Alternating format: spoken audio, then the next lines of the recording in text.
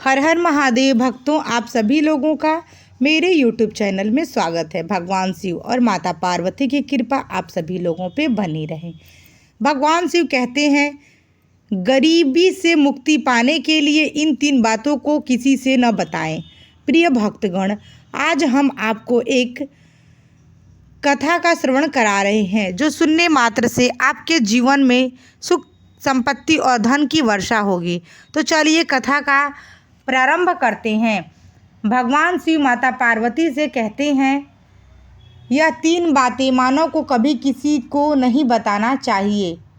जो मानव यह 3 बातें नहीं बताते हैं वह इंसान कभी भी गरीब नहीं रहेगा।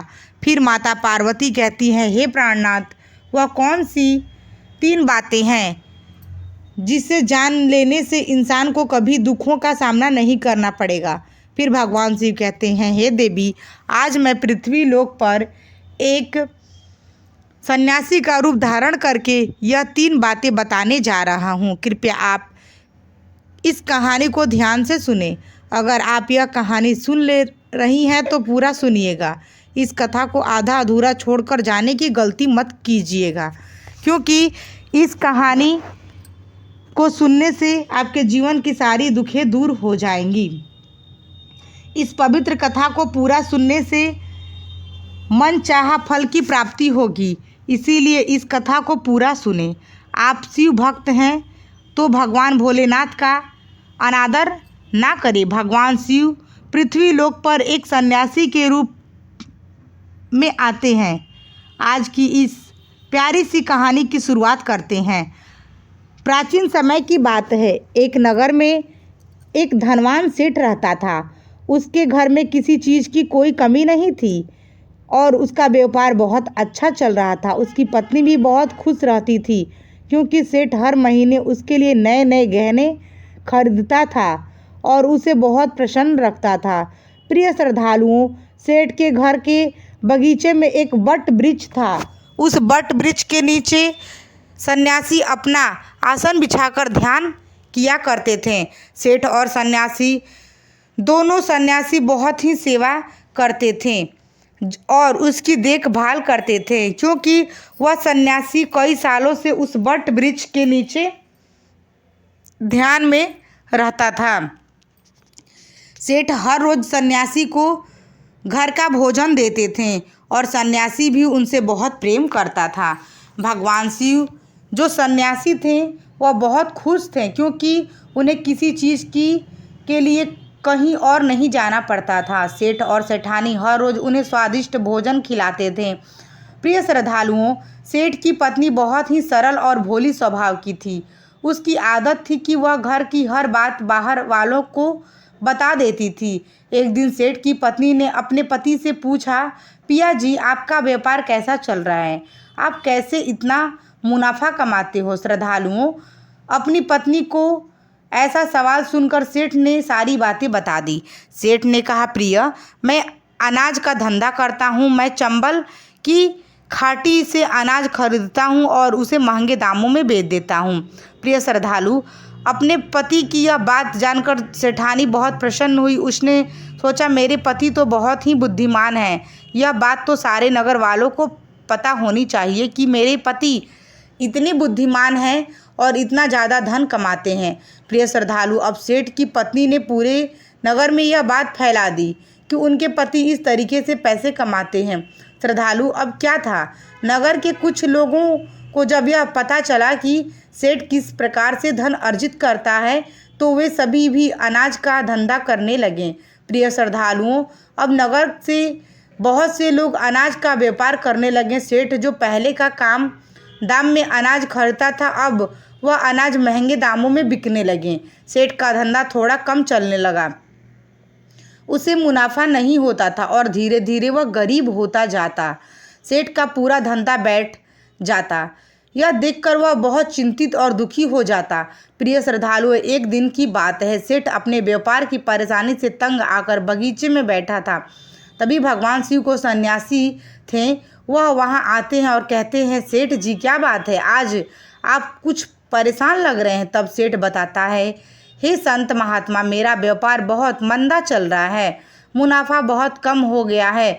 नगर के बहुत से लोगों ने अनाज का धंधा शुरू कर दिया है, जिससे मेरा धंधा बैठता जा रहा है। भगवान शिव को सन्यासी जो थे सेठ की बातें सुनकर कहते हैं, सेठ जी, क्या आपने किसी को बताया था कि आप किसी प्रकार का धंधा अर्जित करते हैं, किस प्रकार आप अपनी जीविका चलाते हैं?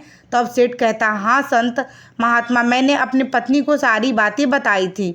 वह मुझसे पूछ रही थी कि आप इतना धन कैसे कमाते हैं। तब मैंने उसे बताया था कि मैं अनाज का व्यापार करके धन का अर्जित करता हूँ। और प्रिय श्रद्धालु, अब सन्यासी को सारी बात समझ में आ जाती है। सन्यासी कहते हैं, सेठ जी, आपने बहुत बड़ी गलती कर दी। आपको सेठानी जी से यह बातें नहीं करनी चाहिए थी। आज मैं आपको एक कहानी सुनाता हूँ और इस कहानी के माध्यम से बताऊँगा कि चाहे कितने भी करीबी इंसान हो, या 3 बातें कभी किसी को नहीं बतानी चाहिए। इससे गरीबी आपके आसपास भी नहीं भटकेगी। प्रिय श्रद्धालु, अब सन्यासी को भगवान शिव थे, वह अपनी कहानी प्रारंभ करते हैं। सन्यासी कहते हैं, सेठ जी, एक समय की बात है, एक नगर में एक गरीब आदमी रहता था। वह इतना गरीब था कि अपने परिवार के लिए ठीक से भोजन भी नहीं जुटा पाता था। फिर सन्यासी कहते हैं, सेठ जी, गरीब मनुष्य के लिए एक अपमानकारी दुख था। बिना धन के गृहस्थी और घर चलाना बहुत मुश्किल था। फिर सन्यासी आगे कहते हैं, सेठ जी, वह गरीब आदमी जैसे तैसे अपने घर वालों का पेट पाल रहा था। कभी उनको भोजन मिल जाता था तो कभी भूखे पेट ही सोना पड़ता था। एक दिन उस गरीब आदमी की पत्नी ने कहा, हमारे पास तो धन ही नहीं है, सुबह को खा लें तो शाम की उम्मीद नहीं है, शाम को खा लें तो सुबह की उम्मीद नहीं है। आखिर ऐसे कब तक चलेगा? मैं जैसे तैसे करके घर चलाऊंगी, लेकिन आप धन कमाने के लिए परदेश चले जाइए। इस प्रकार से हमारे परिवार का गुजारा नहीं चलेगा। मनुष्य के पास चाहे कितना भी धन हो, लेकिन अगर उसके पास कोई काम नहीं है तो वह धन भी बेकार होता है। अगर हम कुछ नहीं करेंगे तो अपने बच्चों को कैसे पालेंगे? भूखे मरने से अच्छा है कि किसी की छोटी मोटी मजदूरी ही कर ले। अब पत्नी के बार बार कहने पर वह गरीब आदमी धन कमाने की आस लेकर घर से निकल पड़ा। वह जंगल के रास्ते से प्रदेश के लिए रवाना हुआ। चलते चलते वह एक जंगल में पहुंच गया। दूर की यात्रा तय करने जा रहा था। बेचारा थक चुका था तो उसने देखा कि आगे एक छायादार बरगद का पेड़ है। उस पेड़ की लंबी लंबी शाखाएं हैं, उसकी जड़ें जमीन को छू रही थी। शीतल छाया देखकर वह बेचारा गरीब आदमी उस पेड़ के नीचे बैठकर आराम करने लगा। प्रिय श्रद्धालुओं, सन्यासी आगे कहते हैं, वह गरीब आदमी वह बरगद के नीचे आराम से लेटा हुआ था। तभी उसने देखा कि कहीं से एक बड़ा सांप आया और वह सांप उसी पेड़ पर चढ़ गया। गरीब आदमी उस सांप को गौर से देख रहा था। वह सोचने लगा कि यह सांप इस बरगद पर क्यों चढ़ा है और अब क्या करेगा। तभी उसने देखा कि उस पेड़ की डाल पर तोता और मैना का घोंसला था। घोंसले में तोता और मैने के बच्चे रखे हुए थे। सांप को देखकर तोता और मैने के बच्चों को डर के मारे चिल्लाने लगे। वह गरीब आदमी देखते ही समझ गया कि यह दुष्ट सांप इन बच्चों को खाने आया है। सोचने लगा कि मैंने तो इन बच्चों को देख लिया, अगर अब मैं इन्हें नहीं बचाता हूँ तो मुझे बहुत बड़ा पाप लगेगा। बच्चे तो बच्चे ही होते हैं, चाहे वे इंसान के हो या किसी पक्षी के। बच्चों की हमेशा रक्षा करनी चाहिए। इधर एक सर्प उन बच्चों के पास पहुंच जाता है। तभी वह गरीब आदमी उठता है और फटाफट बरगद के पेड़ पर चढ़ जाता है। उसने उस सर्प को मार गिराया और नीचे फेंक दिया।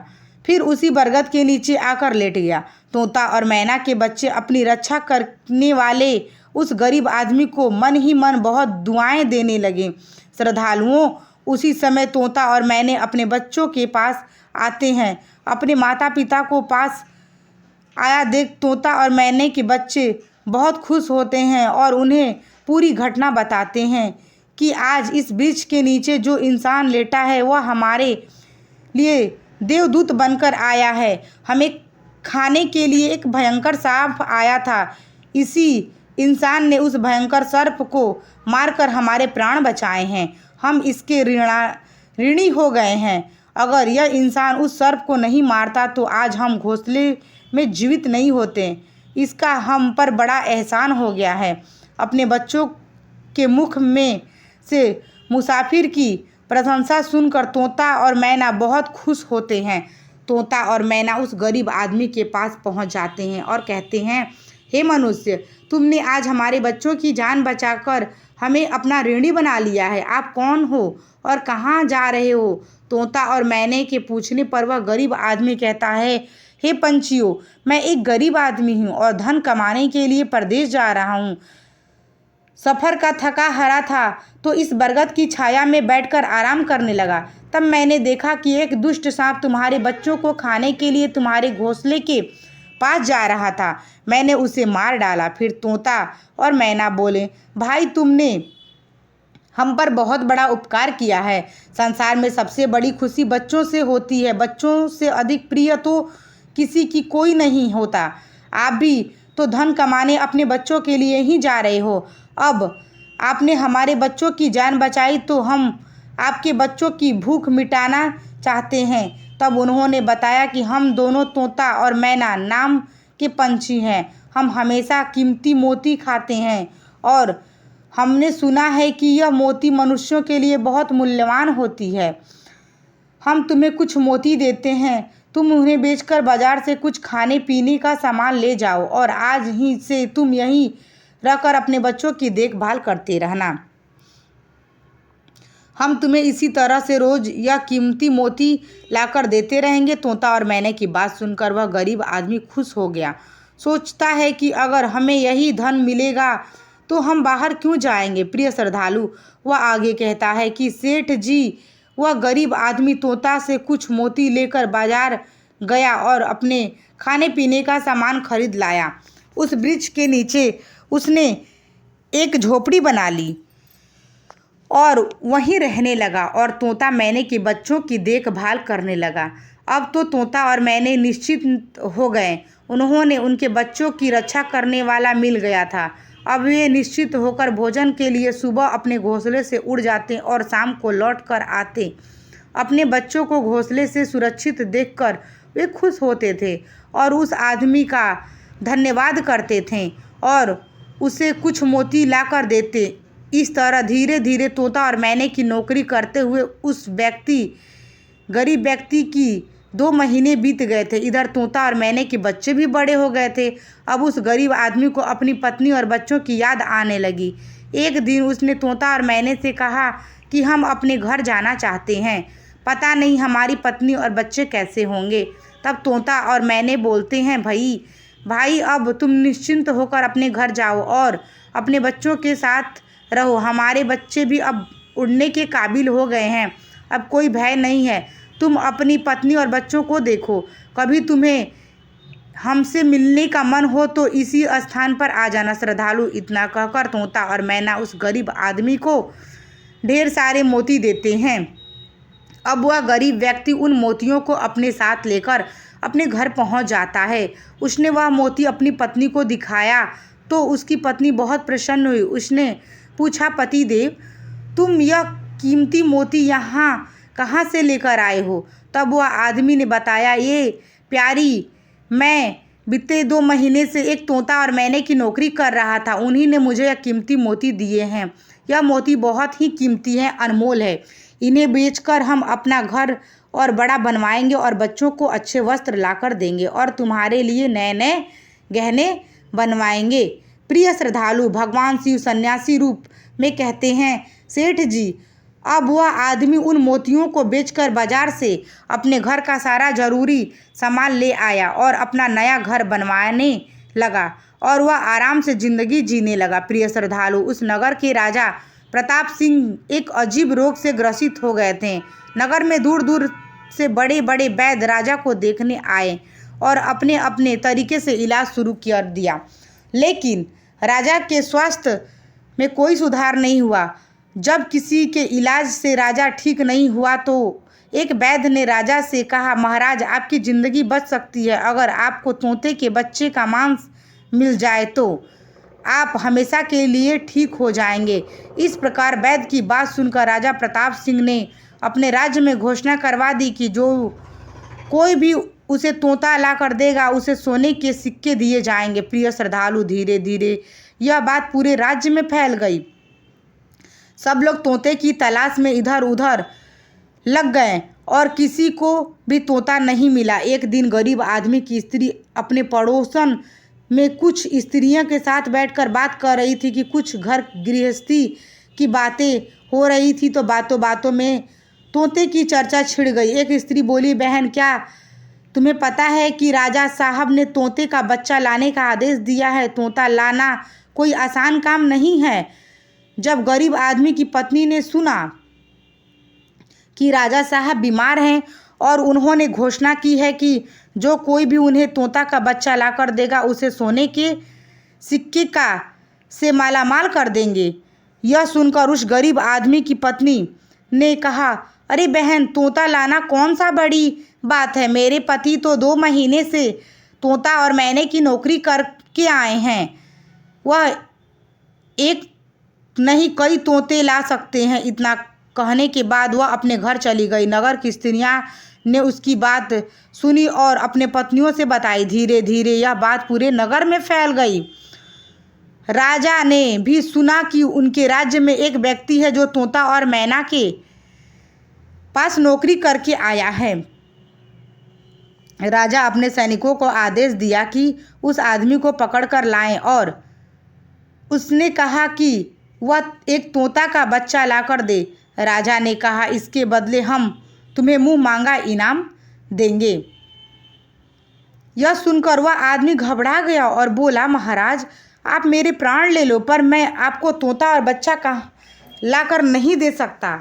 मैंने तो उनकी जान बचाई है। एक रक्षक भक्षक कैसे बन सकता है? उसके इनकार करने पर राजा प्रताप सिंह बहुत नाराज हुए और बोले, अगर तुमने हमारी बात नहीं मानी और तोता का बच्चा लाकर नहीं दिया तो हम तुम्हारी पत्नी और बच्चे को मरवा देंगे। प्रिय श्रद्धालु, फिर भगवान शिव रूपी सन्यासी कहते हैं, मनुष्य सबसे ज़्यादा कमज़ोर तब पड़ता है जब उसके बच्चों की सुरक्षा की बात आती है। ऐसे में वह कुछ भी नहीं कर सकता है, वह मजबूर हो जाता है। राजा की बात सुनकर वह गरीब आदमी बहुत घबरा गया। उसने सोचा कि अब मुझे किसी भी तरह तोते का बच्चा लाकर राजा को देना ही होगा। वह घर आया और अपनी पत्नी को डांटने लगा, तुमने यह क्या कर दिया? तुमने बिल्कुल भी समझ नहीं है हम क्या करते और कहाँ से हम तोता के बच्चे को लाकर उसको दें। वह ऐसा कहने लगा कि तुमने बहुत बड़ी गलती कर दी, तुमको ये चीज़ नहीं बोलना चाहिए था। फिर उसके बाद स्त्रियों ने बातें को नगर में पहुंचा दिया। धीरे धीरे यह बात राजा प्रताप सिंह तक पहुंच गई थी। अब बताओ मैं क्या करूं? जिन तोतों को मैंने हमें खाने को भोजन, रहने को नया घर और पहनने को अच्छे वस्त्र दिए, मैं उनके साथ गद्दारी कैसे कर सकता हूं? तुमने यह बात उन महिलाओं को बताकर बहुत बड़ी भूल की है। वह व्यक्ति कहता है, प्रिय, अपने घर की कुछ बातें दूसरों से कभी नहीं करनी चाहिए। पहली बातें, अपने घर में कितना भी धन हो और आपकी कमाई का स्रोत क्या है, यह बातें दूसरों से कभी नहीं बतानी चाहिए। दूसरी बातें, घर में आपसी प्रेम की बातें, पति पत्नी के प्रेम की बातें बाहर वालों के सामने नहीं करनी चाहिए। तीसरी बातें, आपसी लड़ाई झगड़े, मतभेद, मान अपमान की बातें कभी दूसरों के सामने नहीं करनी चाहिए, वरना लोग हमारी गुप्त बातें जानकर हमारी कमजोरी को समझकर हमारा फ़ायदा उठाते हैं। चौथी बातें, अपनी कमजोरी दूसरों के सामने न बताएं और अपनी उन्नति का राज कभी किसी को न बताएं। जिन बातों को करने से आपके परिवार पर दुख आ सकता है, वे बातें कभी बाहर नहीं करनी चाहिए। खासकर उन बातों पर अपनी स्त्री ने से ना कहें जिन बातों से घर की मान प्रतिष्ठा नष्ट होती है, परिवार पे संकट आता हो, किसी की जान जाती हो, परिवार में फूट पड़ती हो या आपके रिश्ते खराब होते हैं।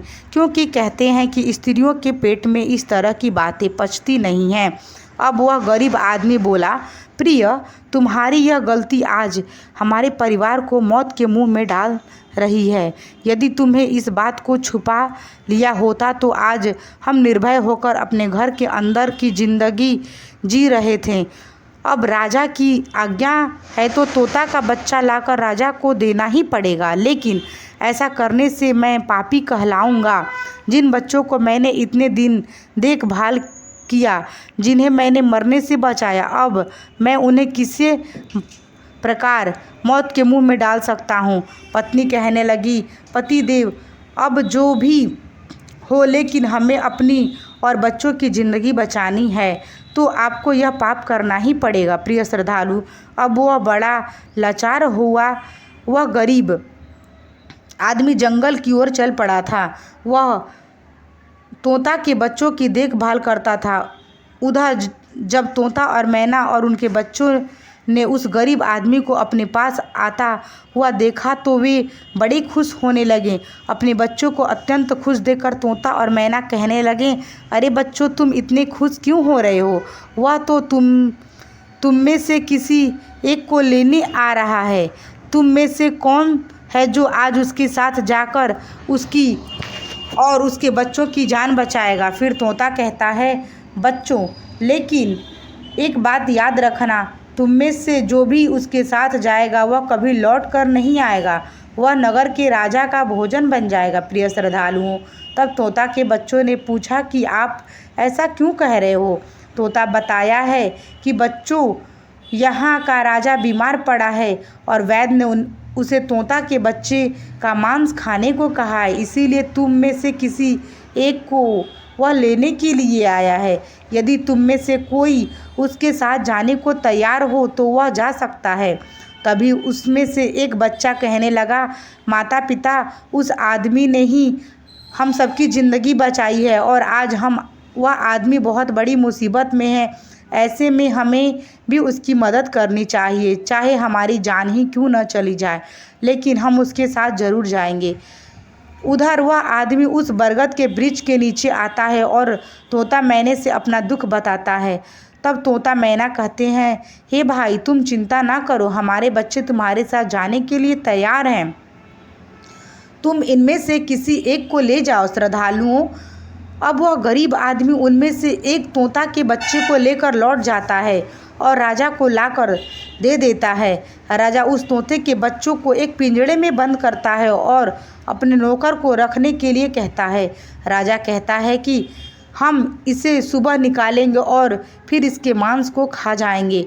प्रिय श्रद्धालु, अब क्या होता कि राजा प्रताप सिंह का एक बेटा था जो पशु पक्षियों से प्रेम बहुत करता था। उसे यह नहीं पता था कि यह तोता उसके पिता के खाने के लिए लाया गया है। वह अपने मित्रों के साथ उसी जंगल में खेल रहा था जहाँ तोता का बच्चा पिंजड़े में कैद था। राजकुमार ने जब यह सुंदर तोते के पिंजड़े को बंद देखा तो वह उसके साथ खेलने लगा। तभी राजकुमार का एक मित्र कहता है, तुम इस पंछी को बाहर निकालो। यह कितना सुंदर तोता है, पिंजड़े में इसका रहना बिल्कुल सही नहीं है, हम इसे आज़ाद कर देते हैं। अपने मित्रों की बातें सुनकर के बाद राजकुमार ने उस तोते के पिंजड़े से बाहर निकाल देता है। जैसे ही वह पिंजड़ा खोलता है, तोता का बच्चा आकाश में उड़ जाता है। धीरे धीरे यह बात राजा तक पहुंच जाती है। आपके राजकुमार ने उस तोते को छोड़ दिया है, अब आपके प्राण बचाना बड़ा मुश्किल है। यह सुनकर राजा को बहुत गुस्सा आया। उन्होंने तुरंत राजकुमार को बुलाया और गुस्से में कहा, अरे नादान पुत्र, तूने उस तोते के बच्चे को क्यों छोड़ दिया? राजकुमार बहुत घबरा गया और बोला, पिताजी, मुझे क्या पता था कि वह उड़ जाएगा, मैं तो उसके साथ खेलना चाहता था। अपने पुत्र की बात सुनकर राजा को और भी गुस्सा आ गया। उन्होंने उसे नगर से निकालने का आदेश दिया। फिर श्रद्धालु, अब राजा के सैनिक राजकुमार को नगर की सीमा से बाहर छोड़ देते हैं। उधर वह तोता का बच्चा उड़कर अपने माता पिता के पास पहुंच जाता है। उन्होंने सारी बात बताता है कि राजा के बेटे ने उसे आज़ाद कर दिया है। तोता और मैना ने जब अपने बच्चे को देखा तो वो कहा, पुत्र, राजा के बेटे ने तुम्हें तो आज़ाद कर दिया, लेकिन वह खुद संकट में फंस गया है। उसके दुष्ट पिता ने उसे नगर से बाहर निकाल दिया है। अब उसकी ज़िंदगी की जिम्मेदारी तुम्हारे ऊपर है। तुम जाओ और उसकी मदद करो।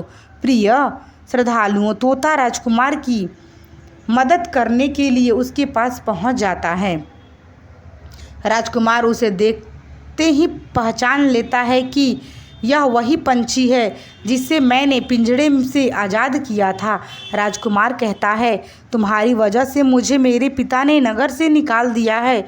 अब तुम ही बताओ, मैं क्या करूं, कहां जाऊं? तोता कहता है, हे मित्र, तुम चिंता मत करो।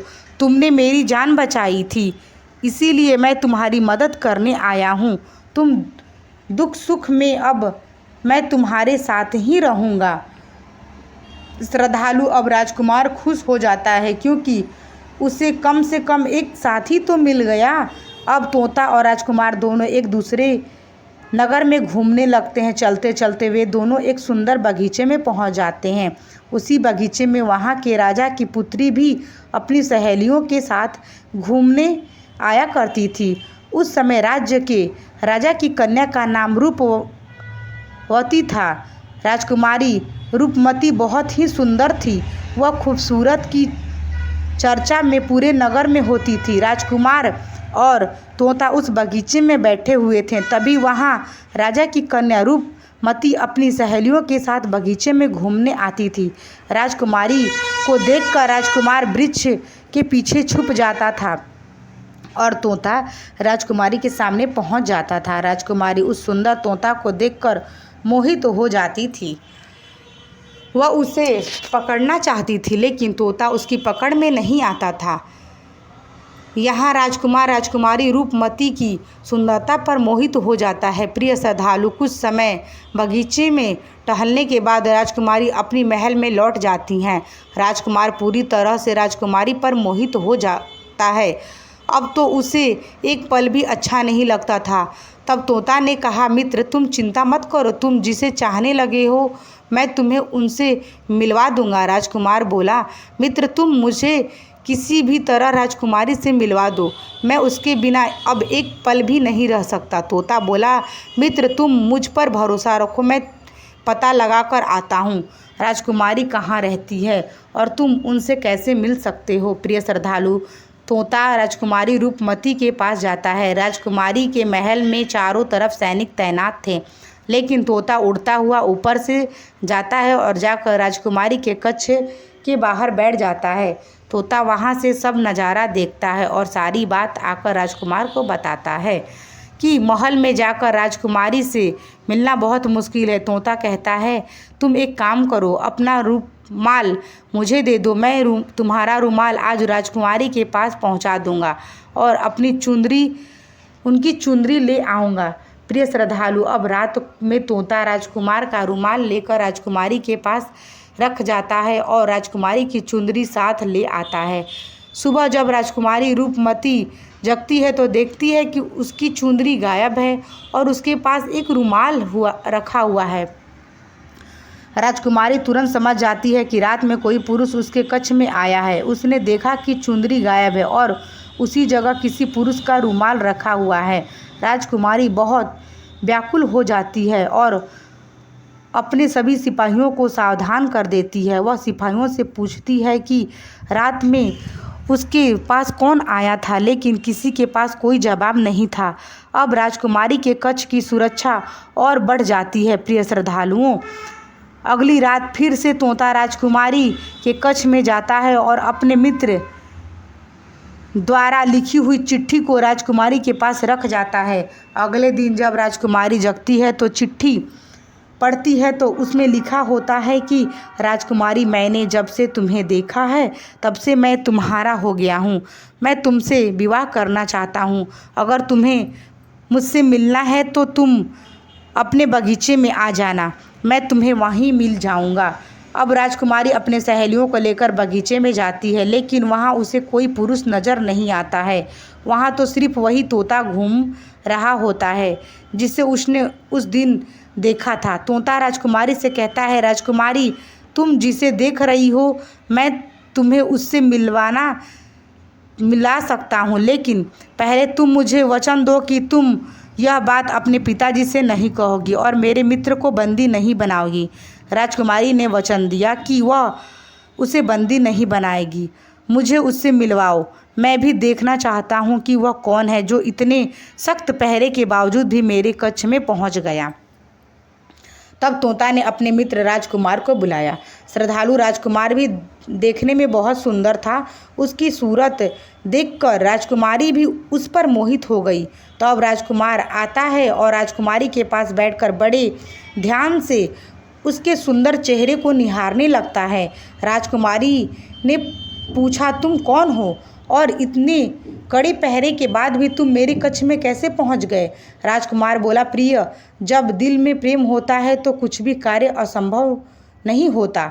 जब मैंने तुम्हें देखा तब से मैं तुम्हारे प्रेम करने लगा हूँ और तुमसे विवाह करने की इच्छा रखता हूँ। श्रद्धालु जब राजकुमार ने पूछा कि तुम कौन हो और कहाँ से आई हो, तब राजकुमारी ने अपनी पूरी कहानी उसे सुनाई। राजकुमारी की कहानी सुनने के बाद राजकुमार के मन में उसके लिए सहानुभूति हो गई। अब तो रोजाना राजकुमारी रूपमती उस राजकुमार से मिलने उस बगीचे में आया करती थी। एक दिन राजकुमारी ने, राजकुमार, मेरे पिताजी तुम्हारे साथ मेरा विवाह कभी नहीं करेंगे, इसीलिए मैं तुम्हारे साथ भागना चाहती हूँ और कहीं दूसरी जगह चलकर हम अपना विवाह कर लेंगे, आनंद पूर्वक रहेंगे। प्रिय श्रद्धालु, अब वही होता है। राजकुमारी उस राजकुमार के साथ घोड़े पर सवार होकर भाग जाती है और काफ़ी दूर जाने के बाद वे एक झोपड़ी बनाती हैं और विवाह करके दोनों साथ रहने लगते हैं।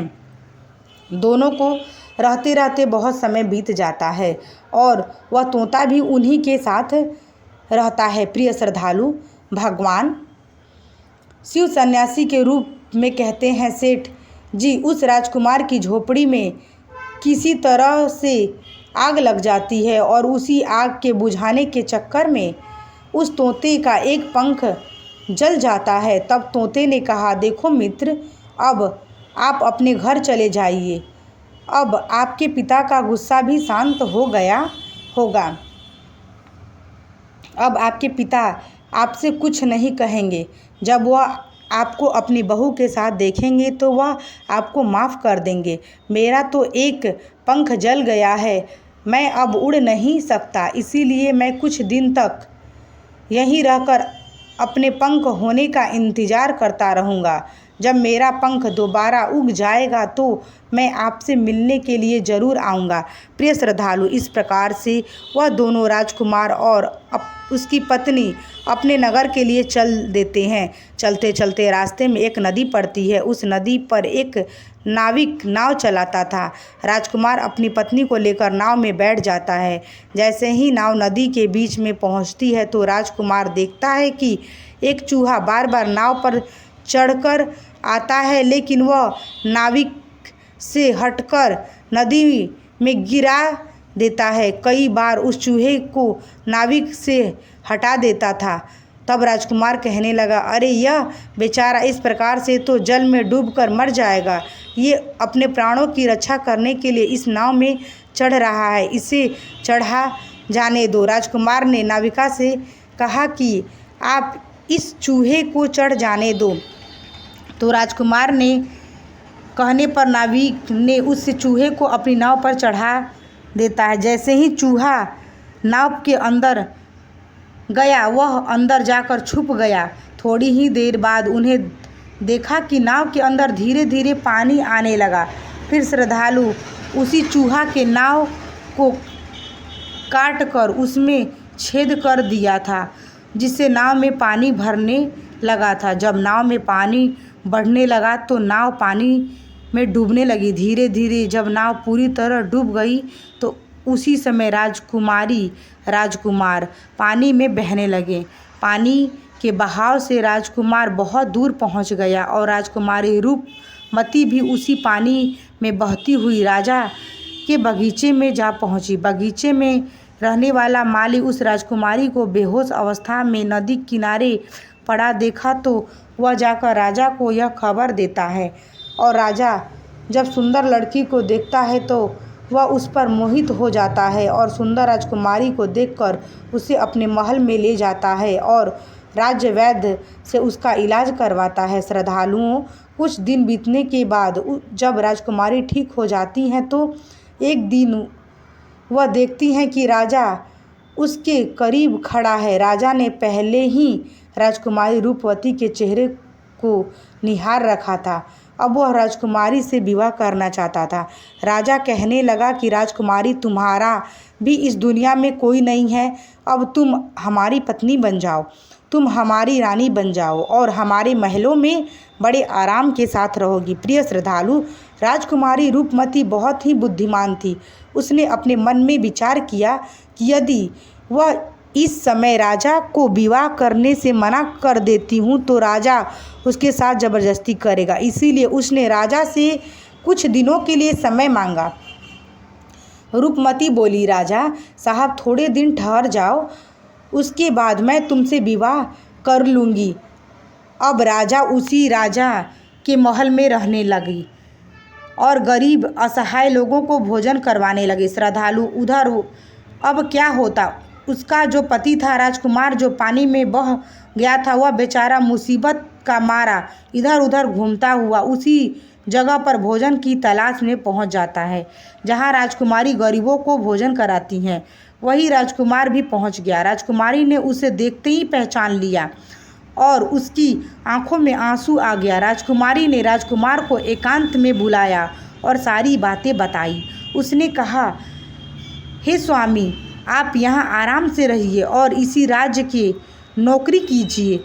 जब हमें मौका मिलेगा तब हम यहाँ से भाग चलेंगे। श्रद्धालु राजकुमार उसी बात से सहमत हो गया और राजा का नौकर बनकर महल में रहने लगा। वह राजकुमारी रूपमती की सहायता करने लगा और गरीबों को भोजन परोसने लगा। लेकिन राजा को यह नहीं पता था कि राजकुमार उसका पति है। राजा तो उसे अपना नौकर समझता था। प्रिय श्रद्धालु, इस प्रकार राजकुमारी रूपवती राजकुमार के साथ पंछियों को दाना चुबाती थी। एक दिन वही तोता राजकुमारी के यहाँ दाना चुगने आ गया। अब उसके नए पंख निकल आए थे। जब उसने दाना चुगने आया तो राजकुमार और राजकुमारी को पहचान लिया। राजकुमारी रूपवती ने तोते को देखा तो उसकी आंखों में आंसू आ गया। उन्होंने तोते को पूरी कहानी सुनाई और वे इस प्रकार से यहाँ फंस चुके थे और राजा को भी नहीं पता था कि वे पति पत्नी हैं। तब तोता कहने लगा, हे राजकुमार, आप चिंता मत करो। आज रात को राजा के सभी सैनिक सो जाएंगे, तब हम तुम्हें यहाँ से निकालकर तुम्हारे पिता के घर पहुँचा देंगे।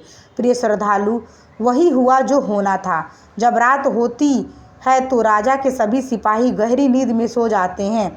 जब सभी सैनिक सो गए, उसी समय राजकुमारी और राजकुमार महल से निकल पड़े। रात के अंधेरे में वे राजकुमार अपने पिता प्रताप सिंह के राज्य में पहुंच गया। राजकुमार अपने पत्नी को साथ लेकर अपने पिता के पास पहुंचता है तो उन्होंने देखा कि राजकुमार का पिता बहुत प्रसन्न हुआ। उसे अपनी करनी पर पछतावा हुआ और उसने अपने पुत्र को नगर से निकालकर बहुत बुरा किया। वह बार बार अपने पुत्र से क्षमा मांगता। तब राजकुमार ने बताया, हे पिताजी, मेरी रक्षा उसी तोते ने की जिसे आप मारकर खाना चाहते थे। उसी ने मेरे प्राण बचाए और मुझे शत्रुओं से छुटकारा दिलवाया।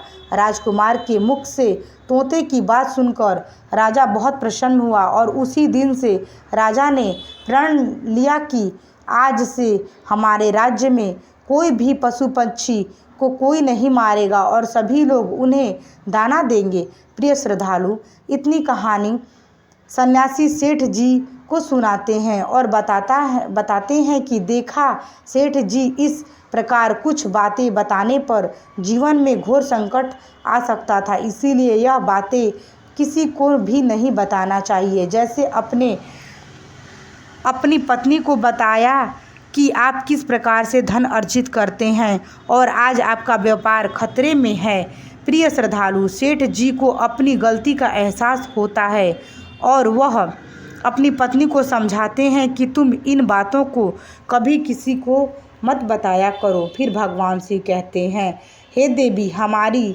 आज की यही कहानी समाप्त होती है। तो प्रिय भक्तों, आप लोगों को मेरी वीडियो कैसी लगी? यदि आप लोगों को मेरी वीडियो पसंद आई होगी तो आप मेरी वीडियो को लाइक, शेयर एंड सब्सक्राइब ज़रूर करिएगा और इसी तरह का वीडियो देखने के लिए मेरे YouTube चैनल पर बने रहिएगा। यदि आप मेरे YouTube चैनल पर नए हैं, यदि आपने अभी तक मेरे चैनल को सब्सक्राइब नहीं किया है तो कृपया करके सब्सक्राइब कर लें और बेल आइकन को भी दबा लें ताकि आप लोगों को मेरी वीडियो का नोटिफिकेशन मिलता रहेगा। इस वीडियो में को बोलते समय कोई त्रुटि हुई हो तो मैं क्षमा चाहती हूँ। उम्मीद है आप सभी को यह वीडियो अच्छी लगी होगी। अगर आप शिव के सच्चे भक्त हैं तो मेरे चैनल को ज़रूर सब्सक्राइब कर लीजिएगा और कमेंट बॉक्स में हर हर महादेव या श्री शिवाय नमस्तुभ्यम या ओम नमः शिवाय अवश्य लिखिएगा भक्तों। अब मैं इस वीडियो को यहीं पे एंड करूँगी। मिलूँगी आप लोगों से नेक्स्ट वीडियो में। मेरा पूरा वीडियो देखने के लिए आप लोगों का दिल से धन्यवाद। तब तक के लिए हर हर महादेव भक्तों।